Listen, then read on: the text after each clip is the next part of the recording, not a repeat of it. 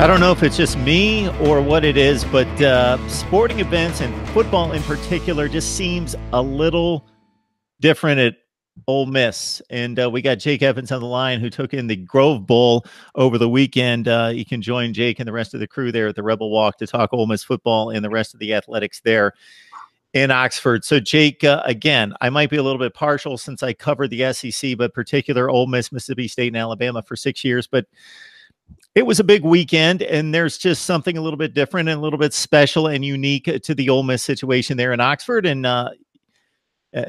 you obviously are well entrenched there. So just give us a framework of what the weekend looked like and all the festivities. Yeah, absolutely. So this weekend was the Grove Bowl, the spring game. They call it the Grove Bowl. It was a big weekend. They had the game was Saturday afternoon, but before that on Saturday morning, they had the Chucky Mullins award ceremony, which Chucky Mullins was a player who played for the Rebs back in the 90s and had a really nasty spine injury, left him paralyzed playing against Vanderbilt, and then ended up passing away from that a couple years later. And so ever since then, his number's been retired. But every year, one player, almost always a defensive player, gets to wear they get the honor of wearing number 38. So that they started doing that ceremony right before the spring game on Saturday morning every year. And this year, Austrian Robinson, a senior defensive lineman, was given the honor of wearing number 38 this year. So he went out, he took the field wearing number 38 on Saturday for the first time, and he'll be the one who gets to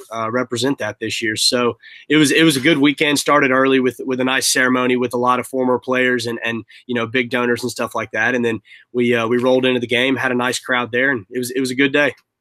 And folks out there that aren't familiar with Ole Miss football, again, don't discount the Chucky Mullins Award. That's about as big an honor as you can receive as an Ole Miss Rebel. Of course, there are a lot of famous and very illustrious pro football greats that hail from the university: Archie Manning, Eli Manning, the Deuce McAllisters of the world, and we could go on down the line. But in regards to Chucky Mullins, and that incident preceded me 2 or 3 years, something in that range, before I headed to Mississippi and covered Ole Miss football. And that is a big deal, and that is a huge honor. Think Walter Payton in the NFL and receiving the Walter Payton Award. That's the likeness there at Ole Miss. Absolutely, you're right. It's the highest honor you can get at Ole Miss, and it's something that you don't earn it just by showing up and being all right. You got to work for it. And Austrian Robinson was a deserving guy who's been here and has done really great work on and off the field the last few years. So happy for him. MarkRogersTV, the voice of college football. We break down spring football like nobody else. We're talking Ole Miss with Jake Evans from the Rebel Walk. And of course, Jake, it's spring football. So if you're anything like me, I hear about all these spring games coming up, and this one's going to be on the Big Ten Network. This one's going to be on the SEC Network. They're going to be all over the place. I'm gonna take these in and enjoy them. Then I watch about 2 plays, and then I remember, oh yeah, this is spring football. It's not real football. Right. But it's still good to see the guys on the field and running around, and there's only so much you can take from it. So when we capsulize the spring practices with what you saw at the Grove Bowl, I know it's kind of difficult because of the lack of media accessibility, but some of the things that pop out to you. Well, so this spring, like you said, media doesn't get to see too much. Otherwise, we'd reveal all the big secrets because we have big mouths. But we got to see some good stuff this spring. There's the Rebels have been replacing a lot of guys. Obviously, the wide receivers that are making all the buzz in the draft, guys like that, and then some guys on defense too, along with starting quarterback from last year. So there's been a lot of the theme of this spring has been getting young guys in, getting them reps, and getting them to develop now with 2 new coordinators. So that's kind of been the theme of the spring is getting everybody on the same page and moving them along together, because there's a lot of inexperience and there's a lot of guys who will be asked to make plays for the first time in their career. So that was kind of what it looked like on Saturday as well. Matt Corral is going to be the starting quarterback this year. Sat behind Jordan Ta'amu last year. Corral, very talented, but he's working with new receivers and a new offensive coordinator this year. So spring game kind of was our first taste to look at that, even though we got some, we got a pretty bland set of plays, not going to show anything too flashy this early in the campaign. But and then that was kind of the same thing with defense. The defense looked really good. It's no secret that Ole Miss's defense struggled last year for, most of the year. But They performed well and finished the game off with a big pick six on a potential game tying 2-point conversion as time expired. So overall, it was a good day. Good to see a lot of guys getting in there, making plays for the first time, and building that chemistry that is hopefully going to lead them through the rest of the year. Big 29-25 victory, but then a 29-25 loss as well. So exactly. You look at it both ways right there. Right. Yeah, the defense has been shoddy over the past couple of years, and the offense has pretty much had to outscore the defense. You lose the two burners at wide receiver that everybody was impressed with at the NFL Combine. You also had a cornerback. I can't think of his name right now. Yes, absolutely. He showed up. Three of the fastest guys at the NFL draft, Rebs. In regards to flipping the page and looking forward to 2019, who are some of those guys that showed out in the spring that give you some hope that you can fill some spots, not necessarily at those two positions, but pretty much anywhere on the field? Well, so Theriot Drummond, he's stepping in this year at receiver, like you said, replacing those guys that have made a lot of buzz and at the combine and in the draft and things like that.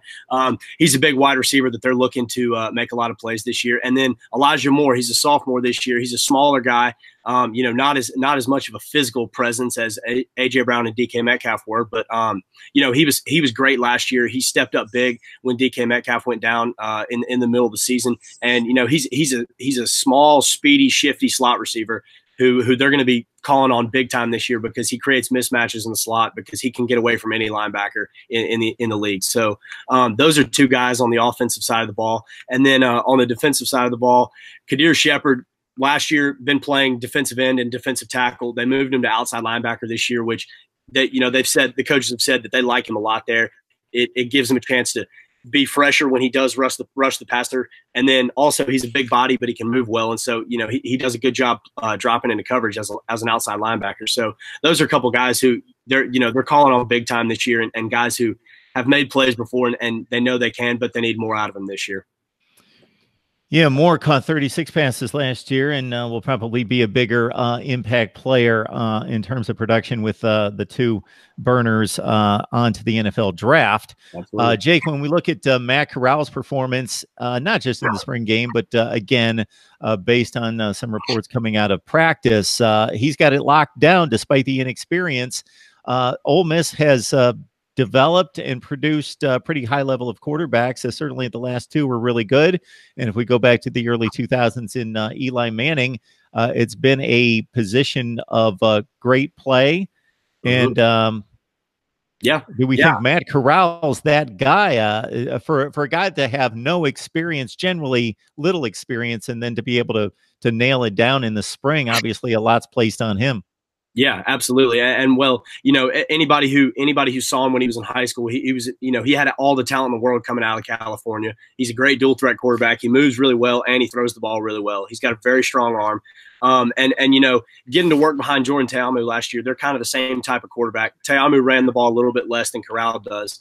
But they're both big, strong quarterbacks that can move well. And so that's that. This offense is built really well for him. He's got a good running back in Scottie Phillips, who's coming back last year, who, Scottie Phillips would have been a 1,000-yard rusher had he have not gotten hurt right there at the end of the season. And so he's got a good running back that's going to help balance that offense with him. And then even though he's got new receivers, he's got good, talented receivers with him to throw to. And on top of that, the offensive line, they're building that offensive line right now. Lost a few guys to graduation into the draft, but he's going to have a solid group around him. And yeah, like you said, he locked it down early. Made sure that everybody knew he was the guy, and he was the guy for forever for this year. So we've liked what we've seen out of him this year.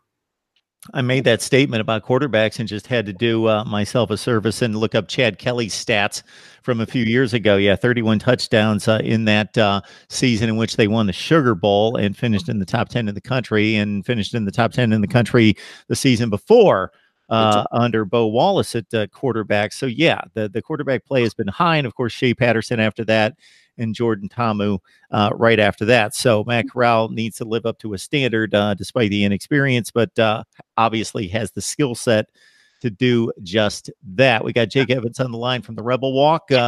Jake, do you feel good about this team? I do. A lot of people are kind of giving the Rebs the same nod that they gave them last year, kind of, counting them out. And Matt Luke is the head coach. people for some reason don't believe in him, even though, you know, he's with what he is, the cards he's been dealt in the year, you know, the 2 years he's had. I think he's done a fantastic job. I mean, he came in right in the middle of an enormous NCAA investigation that seemed to, you know, want to throw the Rebs, you know, down the toilet every chance they got. And so I think he's done a fantastic job with what he's got. And you know, he's got a talented team. And I think that we want to see him back in a bowl game this year. And I think 6 wins is very, very doable. Yeah, let's give it a look here. So in 2018, I'm going to have to edit this now because I screwed up. They opened with Memphis. They go to the Liberty Bowl to start the season. That's right. Liberty. They're playing at Memphis. They're playing Cal at home. The second half of a home and home with Cal from a few years back. There's a few of those cupcakes in there, like always. Yeah, I think your formula here is to sweep the non-conference and to go 2-6 in the SEC, or, you know, with Cal and Memphis, neither one of them is a powerhouse, but they're both very capable football teams that are coming off bowl games, and Cal's just getting better and better each and every season, and Memphis has been a scoring machine in recent years that maybe you drop one of those, but can squeak out 3 and 5 in the SEC to get to postseason play. Yeah, I think that's doable. I mean, you know, your Alabamas and Auburns, unfortunately, you gotta count those as losses and hope for the best, and, you know, maybe be surprised by something crazy. But I mean, you know, I think that, you know, Ole Miss always plays Vanderbilt. That's always one of their games they play from the East. You know, Vanderbilt, no matter how good or bad Ole Miss or Vanderbilt is, they always seem to play a great game. And so, you know, that's kind of a game that you can't ever really call that one until about 5 minutes to go in the fourth quarter. I mean, shoot, you can't even call that one on the day of the game. So, I mean, you know, there's a good schedule this year, and you know, I hope they can sneak out a couple of wins in the West and then maybe pull 1 or 2 out of the East. Yeah, that'd be fantastic. But you know, like I said, you know, or like you said, hopefully they can get at least 3 out of that non-conference schedule and set themselves up to, you know, not have to do too much work at the end of the season when the teams get tougher and tougher. Here you go, Jake. Arkansas, Vandy, and then probably Missouri would be your next best shot. Or, of course, being what it is, you would love to beat Mississippi State. Man, close it out and get to a bowl game. You do it that way. If we're 0-11 when we get to the Egg Bowl and we beat Mississippi State, that's all right. That's all right with me. All right. Spoken like a true rebel right there. Here we go. Ole Miss football talk. Love the talk with Jake Evans from the Rebel Walk. Please join him. Evie Van Pelt, who has been a friend here at Mark Rogers TV for a long time, and we always appreciate the breakdown, Jake. Absolutely. Thank you, Mark.